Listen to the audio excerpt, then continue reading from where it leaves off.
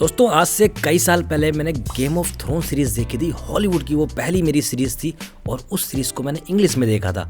और जबकि इंग्लिश जो है ना मेरे बिल्कुल भी पल्ले नहीं पड़ती।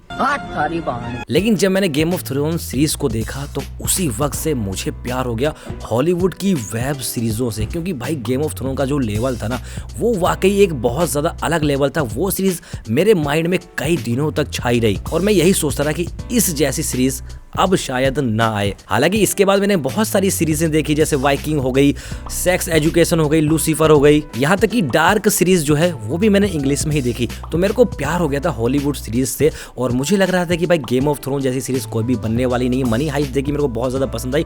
लेकिन हाँ, ये जो सीरीजें हैं इन सीरीजों का जो लेवल है वो बहुत ही ज्यादा अलग है। ये नहीं कहूंगा कि ये सीरीज खराब है, बहुत तगड़ी सीरीज है। लेकिन उसके बाद एक ऐसा टाइम आया जब मैंने स्टार्ट किया स्ट्रेंजर थिंग्स को देखना है। और जब मैंने स्ट्रेंजर थिंग्स का पहला सीजन देखा ना तो मेरे दिमाग में यही आया कि यार हॉलीवुड वालों के पास कौन सी ऐसी मिंटोस की गोली है जिसको खाने के बाद इनका जो दिमाग है इस लेवल तक पहुंच जाता है। थैंक्स। क्योंकि हॉलीवुड वाले जो होते हैं ना वो सीरीज में यार जान डाल देते हैं। उनकी राइटिंग ले लो, स्क्रिप्ट राइटिंग हो गई या डायरेक्शन हो गया, जो विजुअल दिखाने का तरीका हो गया, उनकी जो पूरी टीम होती है ना इतनी लगन से, इतनी मेहनत से, इतनी शिद्दत से काम करके दिखाती है ना, उसका जो लेवल होता है ना वो यार अलग ही होता है। बाकी दोस्तों आज मैंने स्ट्रेंजर थिंग्स का फाइनल सीजन देखा, 5वां सीजन देखा, यानी कि स्ट्रेंजर थिंग्स अब कंप्लीट हो गई है। और मैं सलूट करता हूँ स्ट्रेंजर थिंग्स के मेकर्स को। जितने भी लोगों ने इस सीरीज में काम किया ना यार सभी के सभी सलूट के काबिल हैं। इस लेवल का उन्होंने सिनेमा बना दिया ना। अब मैं कहता हूँ कि हाँ भाई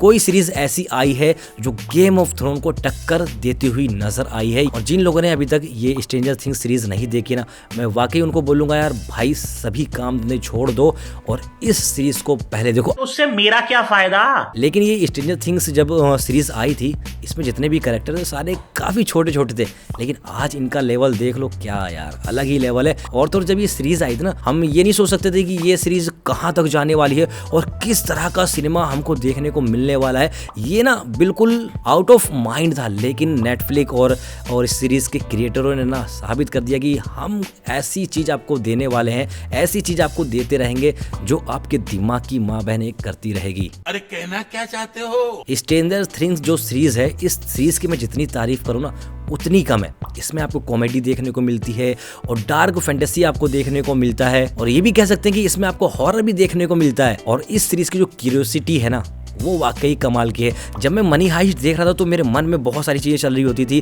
कि अब क्या होने वाला है, अब क्या होने वाला, अब क्या होगा, क्या ये पकड़े गए, क्या होगा, मतलब कैसे कैसे बचेंगे ये लोग। लेकिन जब मैं स्ट्रेंजर थिंग्स को देख रहा था ना वही सेम चीजें अलग लेवल पे मेरे माइंड में चली थी।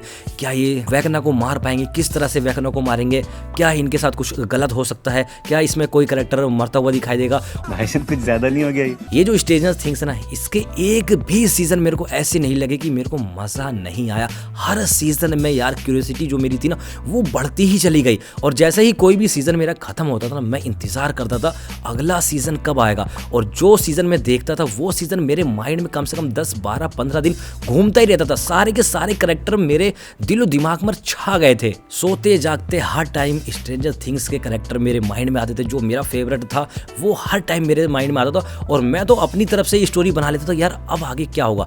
हो सकता है इस सीरीज में जो अगला नेक्स्ट सीजन आने वाला है उसमें शायद ऐसा हो सकता है, शायद ये चीजें होने वाली हों, शायद ये चीजें हों, इस तरह से लड़ेंगे, मतलब ये सारी चीजें मेरे माइंड में चलती रहती थी। और दोस्तों कभी कभी ना थोड़ा सा अफसोस होता है या थोड़ा सा मन दुखी इसलिए भी होता है कि लगता है कि यार ऐसी सीरीजों का ना कभी एंड नहीं होना चाहिए। ये सीरीजें हमेशा चलनी चाहिए क्योंकि आपको पता होता है कि इस सीरीज के आगे अब कोई सा पार्ट या सीजन नहीं आने वाला है या कोई नेक्स्ट सीजन नहीं आने वाला, तो दुख होता है।